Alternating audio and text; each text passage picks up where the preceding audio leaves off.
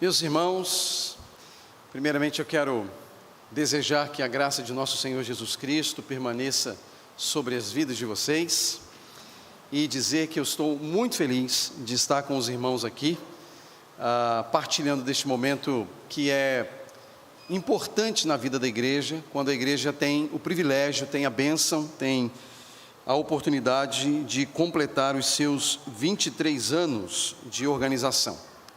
Reconhecemos que isso é a bondade de Deus sobre a vida dos irmãos. Obrigado, irmã. A bondade de Deus sobre a vida dos irmãos. Louvo a Deus pela vida da igreja.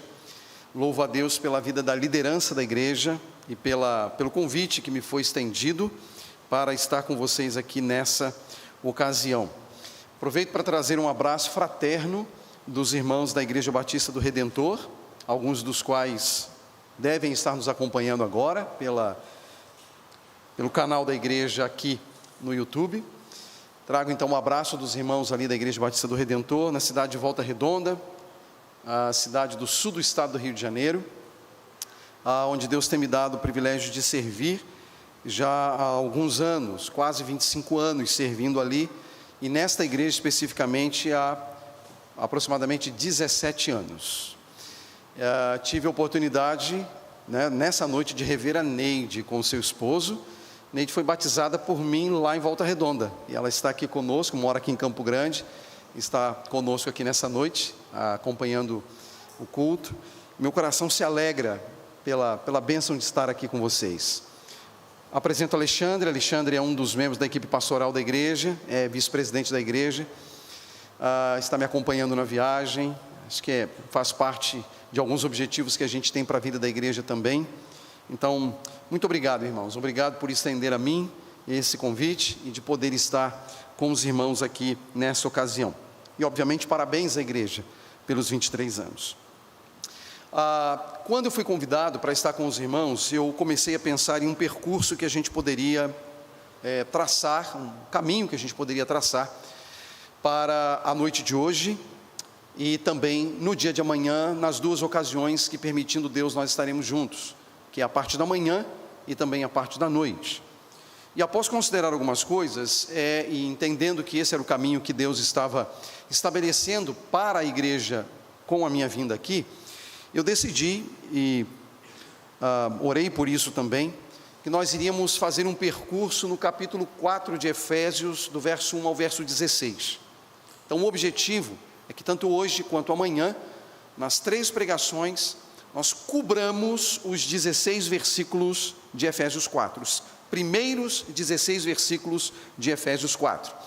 Nós vamos, no nosso percurso hoje, considerar capítulo 4 de 1 a 6, amanhã capítulo 4 de 7 a 13, isso pela manhã, e à noite o capítulo 4 de 14 a 16, e assim a gente consegue cobrir essa parte inicial do capítulo 4, os primeiros 16 versículos do capítulo 4.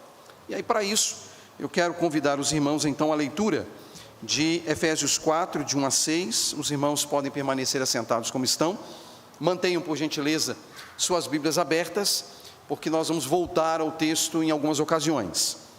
Efésios capítulo 4, do verso 1 ao verso 6, a palavra do Senhor nos diz assim: rogo-vos, pois eu, o prisioneiro no Senhor, que andeis de modo digno da vocação a que fostes chamados, com toda humildade e mansidão, com longanimidade, suportando-vos uns aos outros em amor, esforçando-vos diligentemente por preservar a unidade do Espírito no vínculo da paz. Há somente um corpo e um Espírito, como também fostes chamados numa só esperança da vossa vocação. Há um só Senhor, uma só fé, um só batismo, um só Deus e Pai de todos, o qual é sobre todos, age por meio de todos e está em todos. Meus irmãos, o século 20, nós estamos no 21, mas o século 20, ele foi marcado por algumas questões no movimento cristão no mundo. E eu quero especificamente aqui utilizar o conceito sociológico de cristianismo. E aí nós temos que abarcar todos os movimentos que para a sociedade são movimentos cristãos. O século XX, sobretudo no pós-guerra, após a Segunda Guerra Mundial, algumas tentativas foram feitas para resolver alguns problemas, alguns impasses experimentados pelo movimento cristão. Evangélicos, protestantes, católicos, romanos e ortodoxos, por exemplo. Em 1948, portanto, imediatamente após a Segunda Guerra Mundial, há um grupo que se reúne na Europa para aquilo que foi estabelecido como o Conselho Mundial de Igrejas, um movimento que surge no pós-guerra com a tentativa de solucionar o impasse da pluralidade cristã no movimento evangélico mundial. Era, na verdade, um esforço e uma tentativa para se buscar uma espécie de ecumenismo evangélico. Nós estamos falando, portanto, de algo que aconteceu há 74 anos atrás. Um esforço feito para se resolver o impasse da pluralidade do movimento cristão evangélico. Um pouco mais à frente, especificamente 14 anos depois, em 1964, o catolicismo romano, através do Papa Paulo VI, também aponta uma diretriz com vistas a solucionar a pluralidade do movimento cristão. E ali no Concílio Vaticano II, ele escreve um decreto chamado reintegração reintegração da unidade, convocando os evangélicos a voltarem para casa. O que significa isso? Convocando os evangélicos a abandonarem as suas igrejas e voltarem para o movimento católico romano. Porque é esse o sentido que eles dão de voltar para casa. É voltar para a igreja católica. É voltar para a igreja romana. Esses dois movimentos, eles acabaram sendo muito importantes no sentido dos desdobramentos do que aconteceria ao movimento cristão no mundo inteiro. E isso respingou em nós, por exemplo, aqui no Brasil. Década de 70, década de 80, principalmente, foram décadas que se falava muito de eventos, de congressos, cultos, que visavam juntar o movimento cristão evangélico em prol, a princípio, da evangelização. Mas depois nós descobrimos que era muito mais do que a evangelização. Era a tentativa de estabelecer uma unidade para a igreja. O fato é que nós estamos em 2022, passaram-se alguns anos e nós continuamos lidando com essas questões que dizem respeito ao ponto que o apóstolo Paulo está tratando aqui, que é o ponto da unidade. A unidade da igreja. A unidade do corpo de Cristo. E o apóstolo Paulo, ao escrever esta carta, ele tem em mente exatamente a questão da unidade da igreja. A gente pode dizer que a carta aos Efésios, ela foi escrita para tratar do tema igreja. Se você quer, em uma palavra, resumir o ponto principal da carta aos Efésios, essa palavra é igreja. Paulo, ao escrever essa carta, ele o faz para consolidar o conceito de igreja.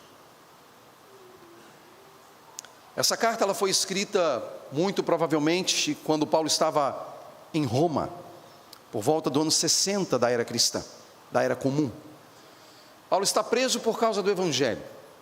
Ele está ali numa masmorra, numa cadeia, numa prisão ao lado do Fórum Romano, preso nos seus pés com cadeias, numa masmorra úmida, chamada Masmorra Mamertina.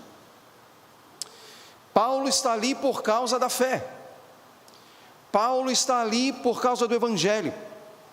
E ele está preso pelas cadeias romanas, embora ele mesmo se considerasse livre em Jesus Cristo. E ao escrever esta carta, ele precisa reajustar o pensamento da igreja de Éfeso quanto à igreja. Havia a necessidade de reajustar o conceito de igreja para aqueles irmãos. E como Paulo faz isso? Paulo faz isso tratando da unidade e de uma maneira altamente paulina, altamente didática, em que ele estabelece 2 grandes blocos nessa carta. Um bloco um tanto mais doutrinário, teórico, capítulos de 1 a 3, e um bloco mais prático, capítulos de 4 a 6. Paulo ensina de 1 a 3 as enormes riquezas de Cristo, as grandiosas riquezas de Cristo, e como isso culmina na formação de um povo, onde ele precisa dizer, por exemplo, que já não há mais judeu nem grego. A parede de separação, capítulo 2 de Efésios, deixa isso muito evidente. A parede de separação está agora rompida, foi colocada abaixo. Aquela separação que era estabelecida naturalmente pelo culto judaico, agora já não existe mais. Lá no templo judaico, no templo em Jerusalém, um gentio não poderia se aproximar de determinados lugares em que os judeus pisavam. Mas agora em Cristo isso acabou. Agora já não há mais a necessidade de um sumo sacerdote humano, porque Cristo é o sumo sacerdote, de acordo com a ordem de Melquisedeque, e o véu do templo se rasga de alto a baixo, de modo que através de Cristo, o único mediador, judeus e gentios podem se achegar a Deus, podem buscar o Senhor, e podem ser recebidos pelo Senhor. O capítulo 4, especificamente, é o capítulo que abre a parte prática da carta. Volto a dizer, de 1 a 3, Paulo fala da doutrina da igreja, da doutrina da redenção na igreja, mas é a partir do capítulo 4 que ele vai dizer assim: olha, é assim que vocês precisam viver, é dessa maneira que vocês têm que andar. Vocês aprenderam essas verdades aqui, vocês aprenderam essas doutrinas, mas agora esse é o rumo que vocês precisam tomar. E o capítulo 4 ele é construído como a base, como o fundamento, a maneira como a igreja de Éfeso deveria viver, a maneira como nós também devemos viver. E o ensino de Paulo, especificamente nesses 6 versículos lidos, pode ser resumido nas seguintes palavras: a família de Deus, que é a igreja, não uma igreja só de judeus, nem uma igreja só de gentios. Agora judeus e gentios estão juntos em Cristo. Essa grande família de Deus está fundamentada na verdade e deve exercitar-se nas virtudes cristãs ligadas ao chamado divino, sendo a Trindade o nosso modelo. Eu vou repetir. A família de Deus, fundamentada na verdade, deve exercitar-se nas virtudes cristãs ligadas ao chamado divino da igreja, cuja Trindade é o nosso modelo. E eu quero desdobrar um pouco isso aqui para que a gente entenda essa verdade. Primeiro eu quero que você veja que a verdade é o fundamento da unidade da igreja. A verdade é o fundamento da unidade da igreja. Acompanhe comigo o verso 1 do capítulo 4. Rogo-vos, pois eu, o prisioneiro no Senhor, que andeis de um modo digno da vocação a que fostes chamados. Observe, meus irmãos, que o apóstolo Paulo, ele começa com uma expressão de súplica, uma expressão que pode ser entendida como uma expressão calorosa, pessoal, pastoral e urgente, de um pastor que está em cadeias, de alguém que está encarcerado pelo Estado romano, mas não está preso, porque em Cristo ele é livre. Em Cristo ele é livre. Deixa o gato. Pode ficar tranquilo. Ele não vai fazer mal. Deixa ele aqui. Paulo Paulo tem a consciência de que em Cristo ele é livre. Mas veja a maneira como Paulo encara a sua prisão. Ele não diz ser preso de Roma, ele não diz ser preso de César, ele não diz ser preso do imperador, ele diz: rogo-vos, pois eu, prisioneiro no Senhor. Porque de fato essa é a condição de todo salvo, de todo crente. Nós estamos ligados a Cristo, Ele é o nosso Senhor, nós estamos vinculados a Ele, nós estamos presos a Ele. E veja, meus irmãos, que Paulo teria todos os motivos para talvez dizer o contrário. Paulo teria todos os motivos para dizer: Senhor, dê um basta nessa situação toda, nesse sofrimento que eu estou experimentando. Mas ele diz: não, eu ainda tenho algo a pedir a vocês. Eu não peço apenas que vocês orem por mim, porque eu estou nessa circunstância difícil. Paulo poderia dizer isso: irmãos, olha, orem por mim, peçam a Deus para que Ele me livre. Não, Paulo não está preocupado consigo, ele não está preocupado com qualquer outra coisa, ele está preocupado com a igreja, ele está preocupado com o Evangelho, ele está preocupado com Cristo. Por isso ele diz: rogo-vos, pois eu, prisioneiro no Senhor. Essa é talvez a mais espetacular condição que qualquer ser humano possa viver: estar preso no Senhor. Estar preso no Senhor. E essa é a súplica de Paulo. Aqui nós temos um Paulo pastor, um Paulo que é caloroso na sua súplica, e que é urgente na sua súplica. Ele sabe que os seus dias estão findando, ele sabe qual será o desfecho dele. Ele era cidadão romano, ele conhecia de fato os caminhos, os percursos da vida forense em Roma. Ele sabia o que lhe esperava como cidadão romano, o julgamento ao qual ele seria submetido e a condenação certa, porque afinal de contas ele estava sendo acusado de traidor, uma vez que ele dizia que Cristo é o Senhor e não o imperador César. Isso era traição no Estado romano, era morte. Paulo sabia disso, mas nem por isso ele passa a se preocupar consigo, ele se preocupa com a igreja, e ele diz: rogo-vos, pois eu, o prisioneiro no Senhor. E qual é o rogo de Paulo? Que andeis de modo digno da vocação a que fostes chamados. Observe essas palavras: que andeis de modo digno da vocação a que fostes chamados. Há uma vocação e há uma vida que deriva dessa vocação. É isso que Paulo está dizendo. Onde nós vamos encontrar essa vocação? Capítulos de 1 a 3. Nos capítulos de 1 a 3, Paulo vai expor claramente qual era o chamado da igreja, porque a vocação significa isso. A vocação aqui não tem a ver com o meu trabalho, com o seu trabalho, com a minha formação e a sua formação. É o chamado no Evangelho, é o chamado poderoso do Evangelho, é o chamado por meio da palavra, é o chamado por meio do Espírito, que abriu a nossa mente e o nosso coração para crer em Jesus. A palavra vocação aqui significa exatamente isso: o chamado de Deus à salvação, o chamado de Deus à redenção, o chamado de Deus à justiça de Cristo a nós imputada. E Paulo fundamenta essa vocação nos capítulos de 1 a 3, onde ele apresenta a doutrina, onde ele apresenta a verdade. Por isso ele diz que andeis de modo digno da vocação. Há uma maneira com a qual nós precisamos lidar com a verdade. Não importa ter a verdade aqui, é necessário ter a verdade aqui. Essa é a grande diferença em alguém que conhece intelectualmente, academicamente, cognitivamente a verdade, e alguém que vive a verdade. Paulo está dizendo: evangelho aqui não basta, ele precisa descer ao coração e ganhar vida no cotidiano. Isso significa andar de um modo digno da vocação, pautado na verdade, pautado de fato na verdade. E isso é importante, meus irmãos, porque boa parte do engano das pessoas em nossos dias tem a ver com esse ponto.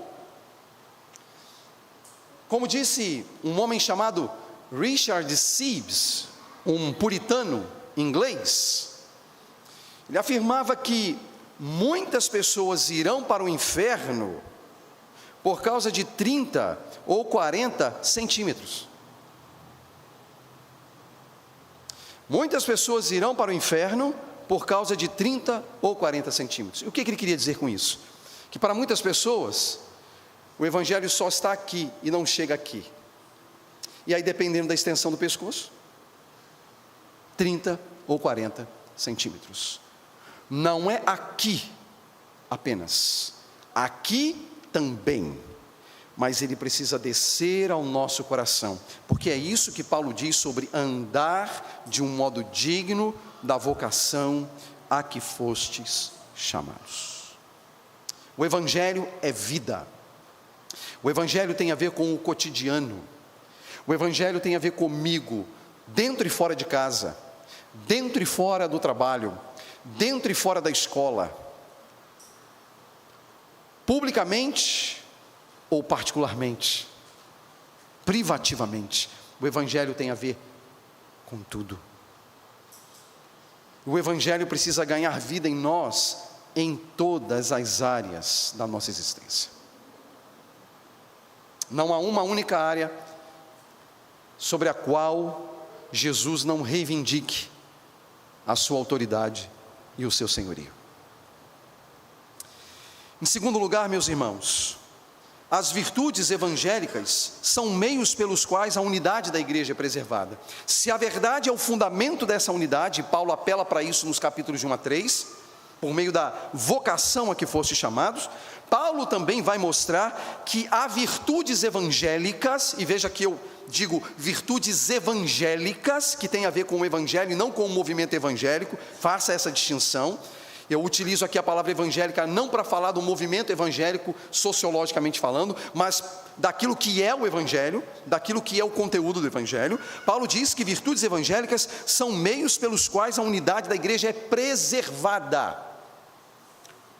Deus utiliza virtudes evangélicas para preservar a unidade. Leia comigo os versos 2 e 3. Com toda humildade e mansidão, com longanimidade, suportando-vos uns aos outros em amor, esforçando-vos diligentemente por preservar a unidade do Espírito no vínculo da paz. Quais são essas virtudes aqui que Paulo ressalta? Primeiro eu quero começar falando da humildade. A humildade não era uma virtude para o mundo grego. Paulo está sob uma ótica grega de pensamento, mas é claro que a ótica dele foi convertida pelo Evangelho, então ele não tem uma perspectiva grega, ocidental de humildade. O que os gregos pensavam sobre humildade? Humildade não era virtude, era vício, era um defeito e algo para os fracos. Então a cultura grega não valorizava a humildade. A cultura paralela ao Evangelho não valorizava a humildade, porque para eles a humildade era vício dos fracos. Somente um fraco é humilde. Somente um fraco é humilde. Pois Paulo quebra esse princípio e lista em primeiro plano, antes de qualquer outra virtude, humildade. E deixe-me dizer uma coisa, meus irmãos, talvez a gente precisa corrigir. Humildade, irmãos, ouçam com atenção o que eu vou dizer. Humildade é uma virtude que apenas aqueles que estão em Cristo podem ter. Apenas os que estão em Cristo podem ter. Os que não estão em Cristo, eles são modestos, mas eles não são humildes, porque uma característica clara daquele que não está em Cristo e portanto está sob o poder do pecado, é a ausência de humildade. Porque o pecador sem Cristo, ele é cheio de si mesmo. O pecador sem Cristo, ele se arvora ser alguma coisa que de fato ele não é. Tudo bem, a gente até pode dizer que, olha, o meu vizinho que não é crente, ele é humilde. Mas ele pode ser humilde porque ele talvez não tenha boas condições financeiras, ele pode ser humilde porque ele é uma pessoa que baixou a cabeça numa determinada circunstância, mas o que Paulo está dizendo aqui é de uma virtude que somente no Evangelho nós podemos ter. Aliás, o Evangelho pressupõe humildade. Se não há humildade para quebrar o nosso orgulho, nós não podemos ser um evangélico. Porque veja, para nós nos tornarmos evangélicos no sentido do Evangelho, a primeira coisa que a gente precisa fazer, como obra da graça de Deus, é reconhecer que a gente nada é. e que a gente precisa de alguém que está fora de nós mesmos, que é Deus. Um humilde pensa assim? Pensa no Evangelho, mas e quando ele não tem a graça operante nele, ele pensa dessa maneira? Um pecador pensa dessa maneira? Não. Então o pecador ele pode ser modesto, mas ele não é humilde. Humildade é virtude do Evangelho. Humildade é virtude daquele que está em Cristo. Consequentemente, aquilo que se opõe à humildade são indícios ruins da operação da pecaminosidade no coração do homem. E quais são esses indícios? Orgulho, arrogância, prepotência. Quem está em Cristo tem uma clara consciência de quem é. Quem está em Cristo tem uma clara consciência de quem Deus é. Por isso, ele não se preocupa com o cancelamento, quando a decisão que ele toma é em prol do Evangelho e em prol de Cristo. Ele não precisa reivindicar absolutamente nada, porque ele tem o que lhe basta, que é Cristo. E essa humildade, fique claro, ela não tem a ver com as questões relacionadas às relações interpessoais, porque a gente pode pensar que a humildade tem a ver com isso. Não, a humildade é um estado de espírito. Por isso que Jesus, na primeira bem-aventurança, deixou claro: bem-aventurados os humildes ou pobres de espírito, porque deles é o reino dos céus. A humildade é algo que é inerente à natureza redentiva do Evangelho. É algo que muda aqui e muda aqui. É, portanto, algo que ocorre em mim e que ocorre em você, mas que terá desdobramento. Qual é o desdobramento? Paulo lista um segundo ponto. Ele chama aqui de mansidão. A mansidão é o ato de externar a humildade que está dentro de nós para com o próximo, e aí nós somos mansos. Por isso que a maneira como Paulo construiu essa sentença, dá a ideia de que humildade não está separada da mansidão. Pelo menos no texto a ideia é essa: não dá para separar a humildade, não dá para ser humilde e não ser manso, mas é impossível ser manso sem ser humilde. É como se fosse uma virtude única. O humilde, ele será manso. O humilde será manso, e não é possível ser manso sem ser humilde. Paulo está trabalhando dessa maneira, e aí nós poderíamos aplicar o princípio de que aquilo que Deus uniu, não separe o homem. Claro, o texto lá fala do casamento, mas aqui eu estou falando da humildade, da mansidão. Se Deus uniu, a gente não pode separar. Não dá para ser humilde e não ser manso com o outro, com o próximo. Como também não dá para dizer que alguém está sendo manso se no coração dele não há humildade gerada pelo poder do Evangelho de Jesus Cristo. Isso é virtude. Mas ele não para aí. Na sequência ele entra com uma cláusula extremamente importante quando ele diz assim: suportando-vos uns aos outros em amor. A palavra suportar em português, ela pode ter dois sentidos. Um sentido um tanto quanto negativo, que é assim: tem que suportar aquele irmão, né? Ele não é gente boa não, mas eu tenho que suportar aquele irmão. Ou então ser o suporte de alguém. Então são dois sentidos que podemos atribuir à palavra ou verbo suportar.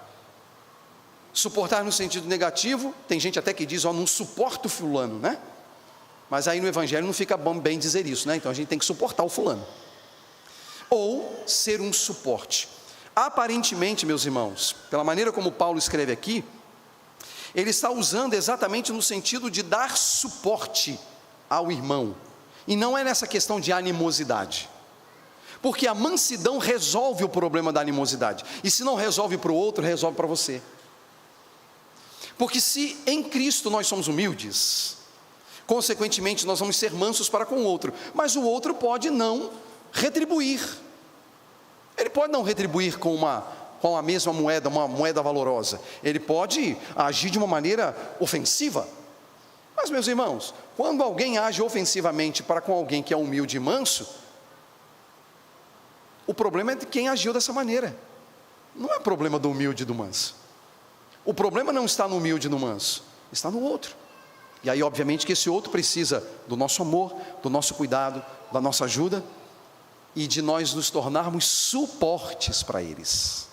de modo que nós sejamos fundamentos e bases para eles, para dar suporte a esses irmãos que enfrentam eventualmente tempos difíceis, no que diz respeito às relações. Por isso que Paulo diz, suportando-vos uns aos outros em amor, e na sequência ele diz, esforçando-vos diligentemente por preservar a unidade. Observe, preservar a unidade. Paulo não fala de criar a unidade, ele fala de preservar, porque a unidade ela existe. Uma outra palavra que o Novo Testamento utiliza é comunhão, não é verdade? Você lê lá no Novo Testamento várias vezes a palavra comunhão, sobre a necessidade de nós termos comunhão com o Pai, termos comunhão com o Filho e termos comunhão uns com os outros. O Novo Testamento enche essas páginas. E aí isso não acontece aqui, isso acontece lá em Volta Redonda. O que eu vou contar aqui não é coisa daqui, viu, pastor? É lá de Volta Redonda. Aí os irmãos falam assim, pastor, a igreja não está muito legal, né? A gente podia fazer um jantar para aumentar a comunhão. Jantar para aumentar a comunhão? Esse jantar é miraculoso. Porque, meus irmãos, não se aumenta a comunhão e não se diminui a comunhão. A comunhão, ela existe porque ela depende do Pai, do Filho e do corpo. Ela é real. O problema é que a gente pode estar ou não em comunhão, aí a coisa muda. Mas o problema é que o primeiro jantar, ele vai até gerar umas 2 semanas boas na igreja. Mas na terceira semana, os mesmos problemas diante do jantar vão voltar. Aí você vai ter que viver de jantar de todo mês. A igreja vai ter que fazer jantar todo mês para aumentar a comunhão. Comunhão não se aumenta com jantar. Comunhão não se aumenta com almoço. Comunhão não se aumenta com passeio. Fraternidade sim. Por isso que Paulo fala aqui, não é de criar unidade, mas de preservar a unidade, porque a unidade ela é real, ela é concreta. Por exemplo, eu estou conhecendo a igreja agora, os irmãos estão me conhecendo agora, mas a nossa unidade e a nossa comunhão começa agora? Claro que não. Se eu estou em Cristo e vocês também, desde o momento em que nós aceitamos o Evangelho em Cristo, nós temos unidade uns com os outros. Poderíamos passar a vida inteira aqui sem nos encontrarmos, ou encontrar irmãos, mas o fato é que nós temos unidade por causa do Evangelho, por causa de Cristo. E é impressionante isso, meus irmãos, quando você vai a um lugar que você nunca pisou, que você não conhece ninguém, parece que você está no meio da família, parece que você está no meio do povo de Deus, porque, parece não, é o povo de Deus, né? Mas assim, parece que você conhece aquelas pessoas, parece que você já viu e convive com elas, e é gente boa. O que é isso senão o Evangelho? O que é isso senão a unidade? A unidade, Paulo diz, olha, esforçando-vos para preservar sim, mas para criar unidade não, criar comunhão não se cria comunhão, a comunhão é real para aquele que está em Cristo, e aí o indivíduo ele está dentro ou não dessa comunhão, porque para estar em comunhão ele precisa estar em Cristo. Então, por exemplo, nós estamos aqui, hoje eu estou aqui com vocês, e vocês estão lá em comunhão com os irmãos da Redentor lá no Rio, talvez vocês nunca terão contato com quaisquer membros lá da Redentor, entende? Nessa vida, mas a gente tem comunhão? Tem. Então você tem lá uma igreja que está do outro lado do mundo, irmãos que estão sendo perseguidos por causa da fé, a igreja na Ucrânia e na Rússia que sofre esse momento louco da guerra. Talvez a gente nunca vai encontrar aqueles irmãos aqui nesta vida, mas a gente tem comunhão uns com os outros? A gente tem unidade com eles? A gente tem, porque o Evangelho faz isso. Olha que coisa boa, se não fosse o Evangelho eu estaria aqui hoje? Eu estaria aqui hoje se não fosse o Evangelho? O que nos motiva a estarmos aqui hoje? O Evangelho. Foi Cristo, é o Evangelho, são virtudes evangélicas. E aí ele fala de esforçar diligentemente por preservar a unidade do Espírito no vínculo da paz. E aí é bem interessante, porque o que vincula essa unidade é a paz. A paz. A palavra paz ela é muito interessante, porque embora o Novo Testamento tenha sido escrito numa língua ocidental, que é o grego, mas o contexto é todo hebraico, é todo judaico, né? É a paz valorizada no contexto judaico do shalom, que era muito mais do que o interregno entre uma guerra e outra, que é muito mais do que o interregno entre um litígio, uma briga e outra, é um estado, é uma condição. Por isso que Paulo, escrevendo na sua carta aos Romanos, lá no capítulo 5, ele começa dizendo assim: justificados, pois, pela fé, temos paz com Deus por meio de nosso Senhor Jesus Cristo. Temos paz com Deus. A paz é exatamente este estado que nos reconcilia, ou que denuncia a nossa reconciliação com Deus, mas também a nossa reconciliação com o próximo. A igreja de Éfeso estava vivendo isso.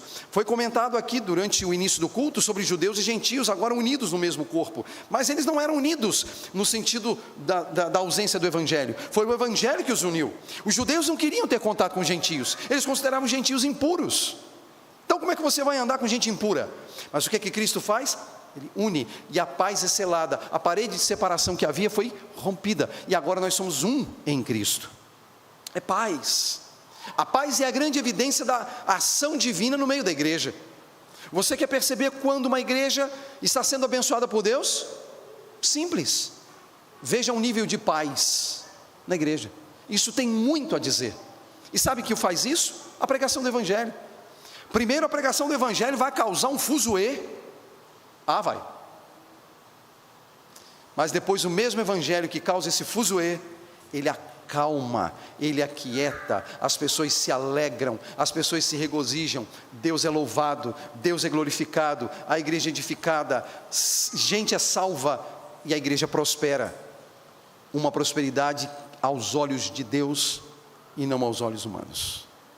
É paz, é o vínculo da paz. Essa unidade tem um vínculo, é a paz que nós temos em Cristo, a paz que excede todo o entendimento, como diz Paulo.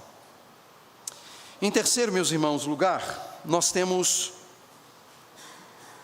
mais um aspecto ligado a essa unidade, que é o modelo de unidade que nós precisamos.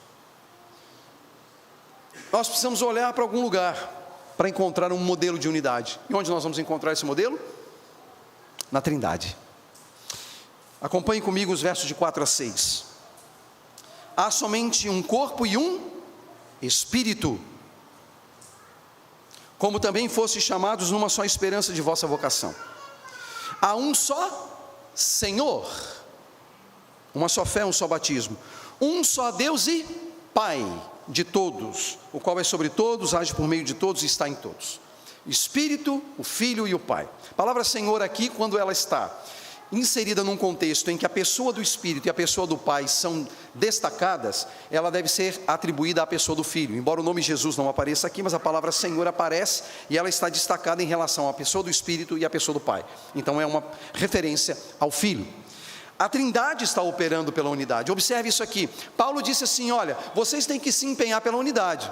Humildade, mansidão, longanimidade, que é o exercício da paciência, que é o exercício da diligência, do esforço para suportar uns aos outros. Ok, mas agora ele diz assim: olha, há um Espírito, há um Senhor, há um só Deus e Pai.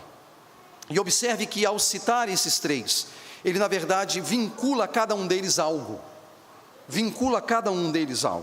Veja que ele diz: há somente um corpo e um espírito, mostrando que nós estamos ligados uns com os outros. Aliás, Paulo vai dizer lá no capítulo 2 sobre essas junções, os tecidos, os ligamentos que fazem a estrutura do corpo. O Espírito faz isso no contexto da igreja. É Ele que dá esse arranjo para a igreja, é Ele que trabalha com esse arranjo para a igreja.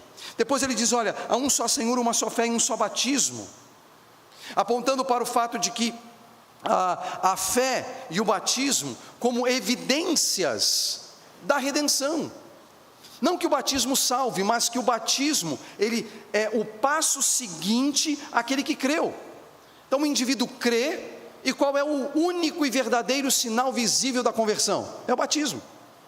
O único e verdadeiro sinal visível de conversão não é outra coisa, irmãos, é o batismo. Por isso que alguém que foi salvo pela graça de Cristo deve ser batizado, porque ali está o testemunho público da fé, ali está o único sinal evidente de que alguém é salvo, pelo menos biblicamente.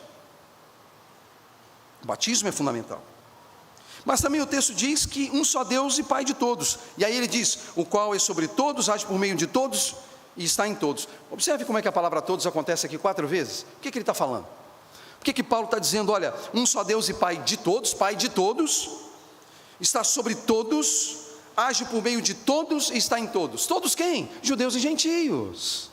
Se você voltar no capítulo anterior, essa palavra está dando conta de judeus e gentios. Ele está dizendo o seguinte: olha, Deus não é só agora Deus dos judeus, ou não é só mais Deus dos judeus, Ele é Deus dos judeus e dos gentios. Ele está sobre judeus e gentios. Ele age não somente por meio de judeus, Ele age por meio de gentios, e Ele está em judeus e gentios. Então a palavra todos está dizendo agora que há uma única família, um único corpo, uma unidade. O Pai, o Filho e o Espírito estão operando a nossa unidade. Por isso que essa unidade, meus irmãos, ela é inviolável. Porque o Pai, o Filho e o Espírito que estão operando. E aqui eu começo com os pontos de aplicação para terminar. E o primeiro é exatamente esse: a unidade da igreja é uma obra celestial inviolável. Irmãos, não se viola a unidade. Mas se uma igreja experimenta tempos de lutas e dificuldades, por causa, às vezes, de algumas circunstâncias, essas circunstâncias estão ali apenas para revelar quem é quem. Paulo diz isso: é bom que haja divisão entre vocês. Paulo diz, pegue lá 1 Coríntios, capítulos 1, 2 e 3, pegue o argumento de Paulo. Uma certa altura ele diz assim: olha, é até bom que haja divisão em vocês, para que se manifeste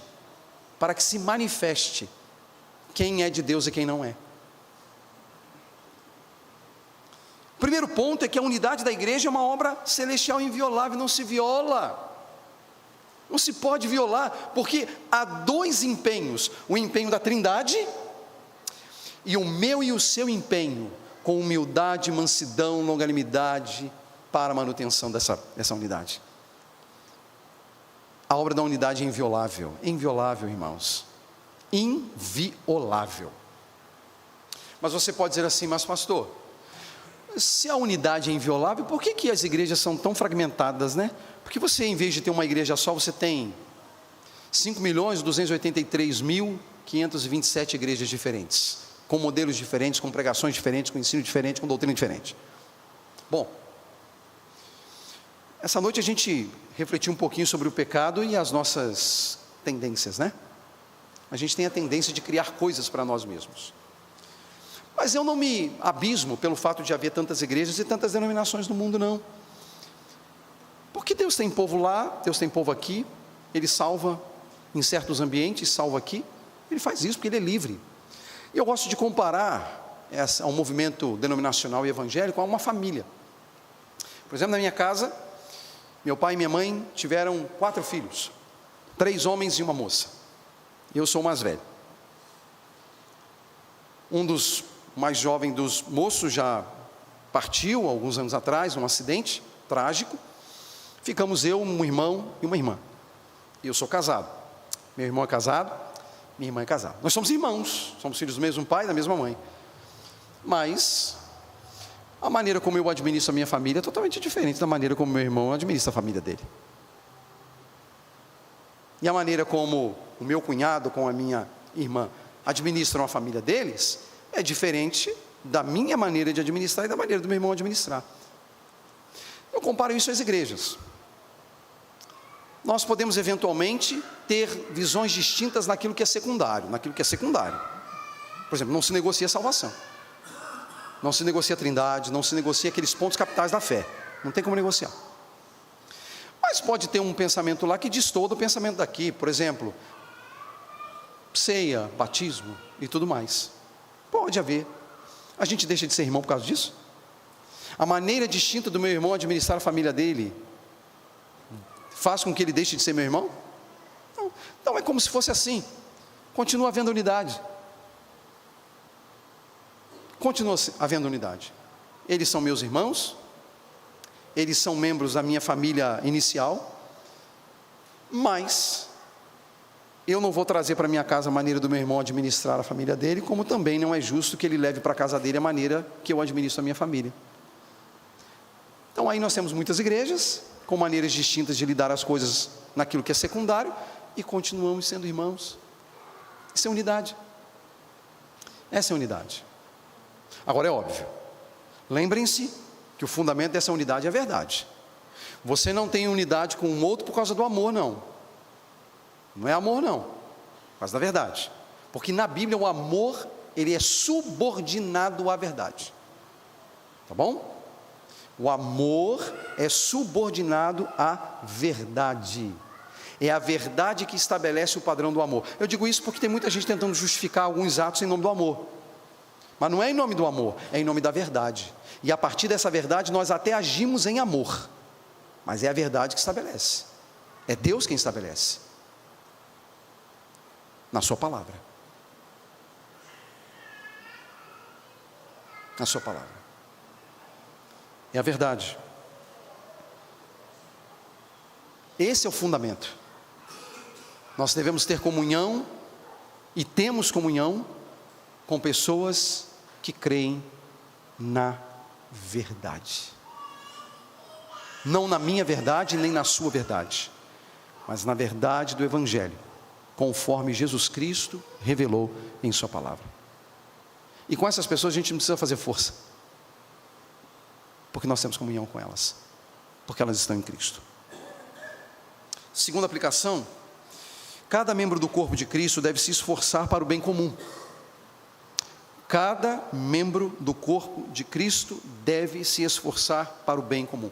Meus irmãos, não dá para sermos passivos na vida eclesiástica, na igreja, no corpo de Cristo. Não dá. Eu vou aprofundar, permitindo Deus, amanhã de manhã sobre esse tópico, porque o que Paulo vai dizer na sequência, a partir do verso 7, tem a ver com os chamados dons. Então eu amanhã pela manhã, permitindo Deus, eu vou tratar desse tópico, ligado aí a essas questões da igreja essencial, né?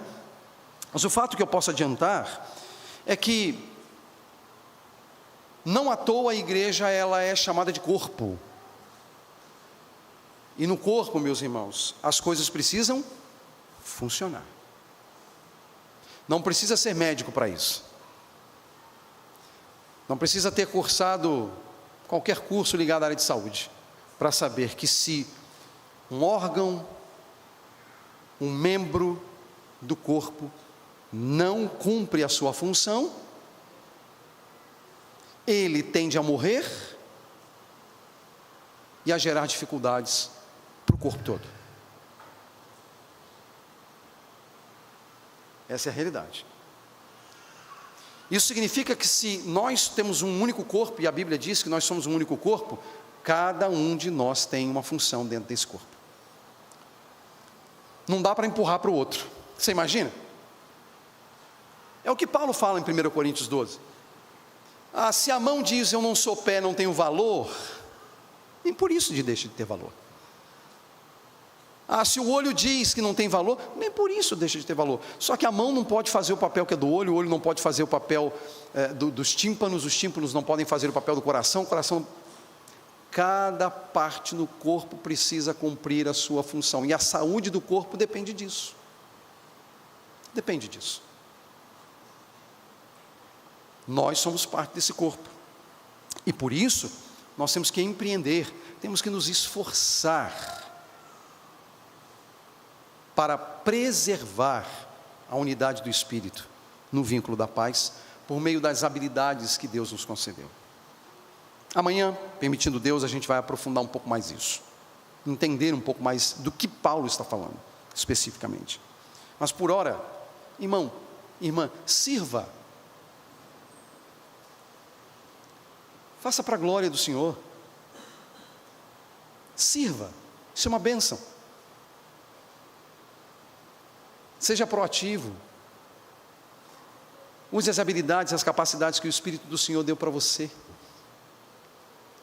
Sirva. Sirva. Porque, meus irmãos, quando um órgão do corpo começa a se ensimesmar, ele vai necrosar. Ele vai morrer. E naturalmente ele vai precisar ser tirado, para que o corpo não padeça. Sirva.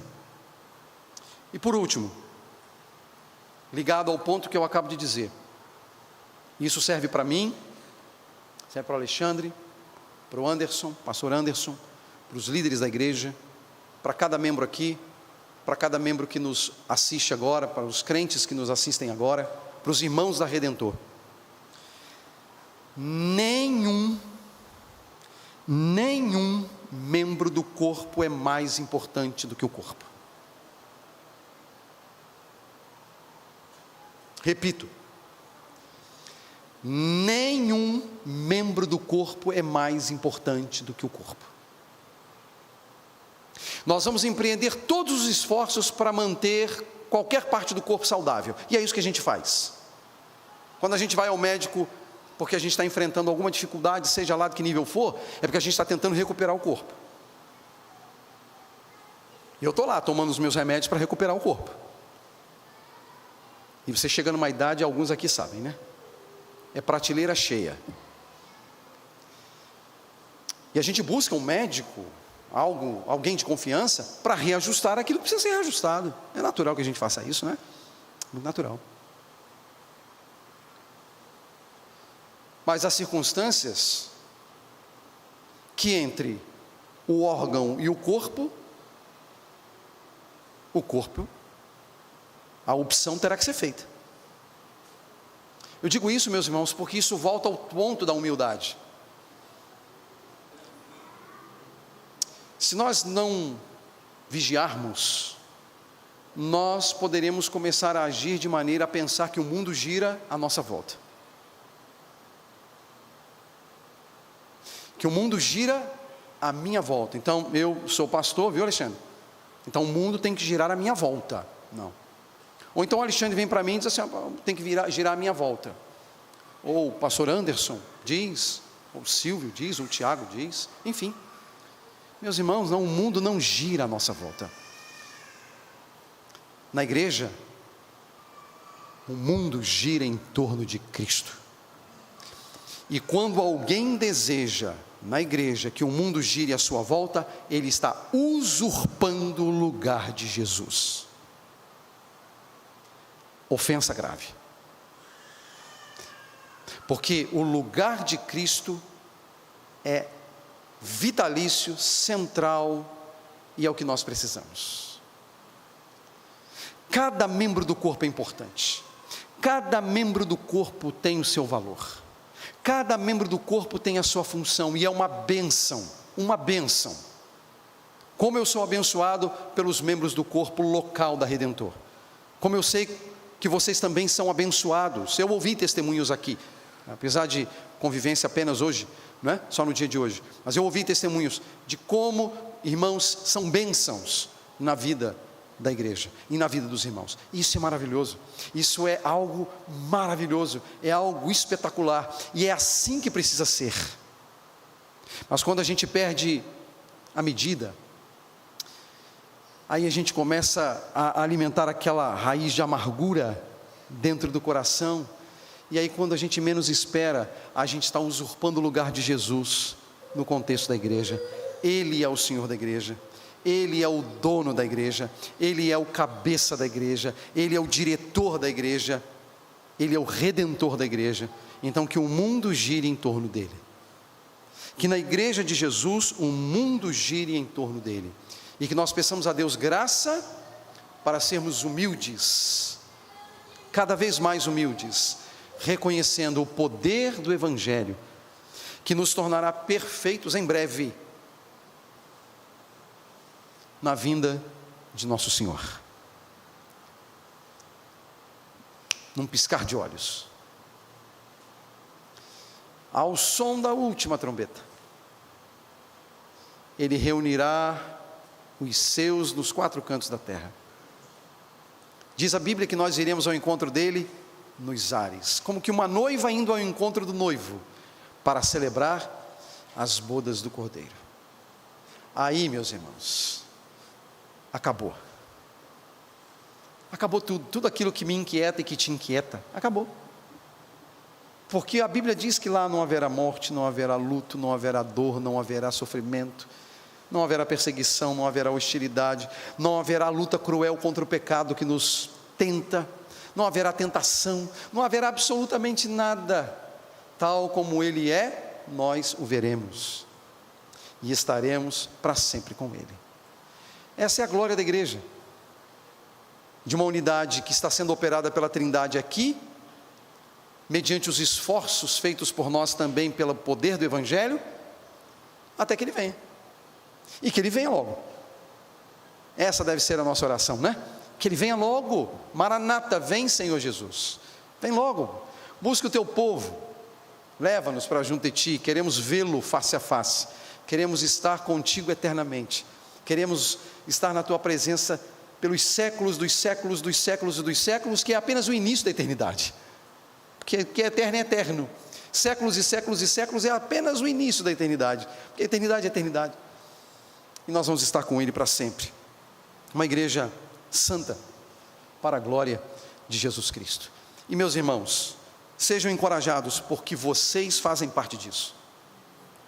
Vocês fazem parte da graça do Evangelho, que nos torna um em Cristo, e que haja em nós completo esforço, diligência em sermos aquilo que Deus quer que nós sejamos, para a glória de Jesus. Amém. Vamos orar. Nos aproximamos de Ti, Senhor, com os nossos corações agradecidos pelo Evangelho, agradecidos pela certeza de que o Senhor está nos conduzindo em triunfo, pelo poder do Pai, do Filho, do Espírito, da operação da Trindade em nossos corações. Pedimos a Deus que o Senhor continue sobre nós, guiando-nos, dando-nos uma clara percepção da Tua vontade, de modo que em todas as coisas, ó Deus, o Teu nome seja honrado entre nós. Aqui está parte do Teu povo, da Igreja Batista Sarão. São Teus filhos, Senhor, tome-os em Tuas mãos, cuida deles, fortalece a fé dos fracos, anime os desanimados, restaure a saúde dos doentes, fortaleça a fé dos Teus filhos, e que haja desprendimento da parte dos Teus servos para servir ao Senhor de coração, com alegria, para que pelo testemunho desta igreja vidas sejam salvas, outras tantas edificadas, a Tua palavra pregada e a glória de Cristo reconhecida entre as nações, até o dia em que Teu Filho virá para levar-nos para junto de si. E é em nome dele que nós oramos agora, agradecidos. Amém. Amém. Deus abençoe.